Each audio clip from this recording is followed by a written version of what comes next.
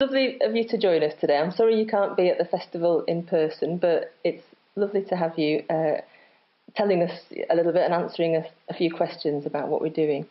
So, first of all, could you explain why you think supported experiments are so valuable?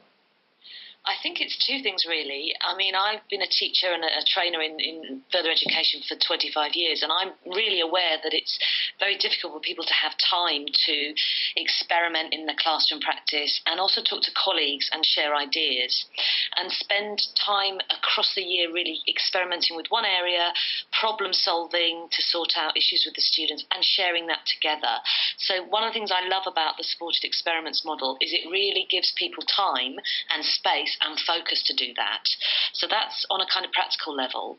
On the more national level, the research level, there's definitely plenty of CPD research to suggest that this framework of picking an evidence-based method and really experimenting with it in depth has the most impact on changing teachers' practice, showing that really it's very difficult to change your practice and you need to be able to focus on key elements across time, looking at the impacts on learners and using your colleagues as a sounding board. So research from people like Joyce and Showers, Helen Temperley coming through from New Zealand, and some of the evidence-based work by John Hattie. And all of this has been shared extensively by Jeff Petty, who I know you've had links with through resources as well. Yeah, that's great. So it's not a quick fix solution, No. is it? Obviously, yeah. Okay. What's your role been in working with the college this year?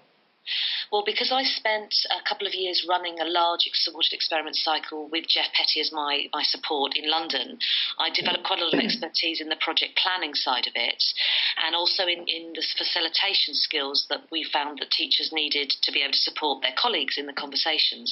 So now one of my freelance roles is supporting colleges with the project planning and also the coaching skills that the facilitators need to just have conversations usefully in teams. So at Calderdale, that's what I've been doing across the year, coming to visit the facilitation team for a couple of sessions and sharing also my resources that I've gathered from working across the sector. So that's been really interesting to see the work develop there and to see those really thoughtful conversations with the facilitation team about how to develop enough time and enough focus in teams for people to be able to do this really important work. Yeah, and I know that we've certainly really benefited from that, and as you say, it's a process, isn't it? And I think it's something where I think we feel that your input was invaluable, and now we need to carry on building on that as well. Great, because it is really about building the skills to innovate and the skills to experiment thoughtfully in your practice and to be able to reflect on that in quite a critical professional way. And what I'm noticing working on this cycle across the country is that most colleges, they start in year one, they have a go, they try some ideas, but often the shaping of the experiment is maybe a little bit loose, or they could have got more from it. But in year two, now that they've learnt those skills of reflecting and trying things out in a more structured way, their year two experiments tend to be much richer, more well-focused to what the learners really need, and therefore more powerful. So for me, it is about trying to create an atmosphere in a college where people innovate and reflect in thoughtful and useful ways. Okay, that's great. Now, you've seen just a couple of examples of experiments that have taken place at the college this year. What did you think about what you saw? I think that I'll pick out two in particular that I thought were really interesting. Anne Chambers has done some work in health and social care at level 2 around badges for stretch and challenge. She's got a silver, gold, bronze framework in the badge project, and she's basically giving students credit for using extra thought in their written work, evidence of research, linking theory to practice, and then giving that kind of extra boost to people when they do really well in the work.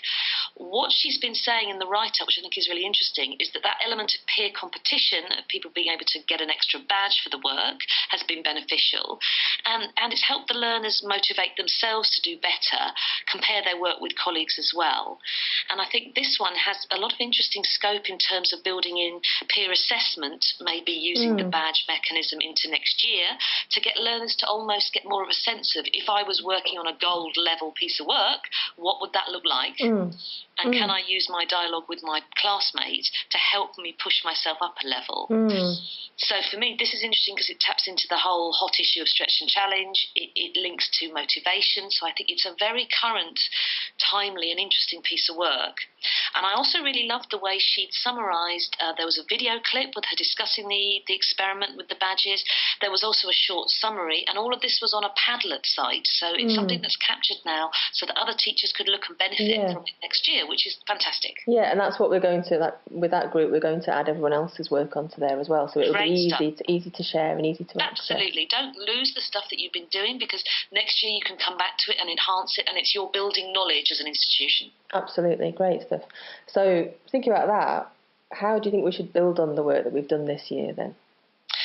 I think there's something around making sure your mechanisms for catching the experiments in useful long-term forms, that's really important. So thinking about video clips of teachers talking about their experiments, but also video clips of the experiments happening live in classes is a really interesting thing to see the learners actually using the approaches in the classroom. Also, video clips of learners talking about the experiments and what they thought of the techniques that were being used develops a really useful bank for you. For most people, there's something around revisiting and developing your experiment further, because many teachers, I think, come up with something great in year one, but it can be enhanced further in year two. And particularly that might be around looking at the evidence and the impact on the learners and catching that in more thoughtful ways across time. And that might be about sampling learner feedback, but it could also be about capturing examples of learners' work and being able to compare those across time, as well as gathering things like data of test results, of the success or not of cohorts of students across different years, looking at how that strand of your experiment is really impacting your classroom practice beyond 1 year. Yeah, so definitely viewing it as a long-term process and building on the work that's been done already. Absolutely, because I think teachers together are hugely creative, they're really thoughtful, they're really sparky, they're buzzy, they're inventive. There's a lot of power in having teachers together really thinking about their practice. Unfortunately, in our sector at the moment, there isn't enough time for that often, and not enough time given. So where leaders can make a big difference, and managers, is trying to allocate regular short meetings where people can actually talk, reflect, problem solve, and share resources together. That's brilliant. Thanks so much for joining us today, Joanne. Great pleasure, and have a fantastic day. I'm really sad I'll be working elsewhere at the time. And I look forward to hearing about the experiments that you're developing. Send me through things so that I can actually have a look at what you've been doing into next year. Absolutely, we will do that. Okay, thanks very much, Joanne. Thanks a lot.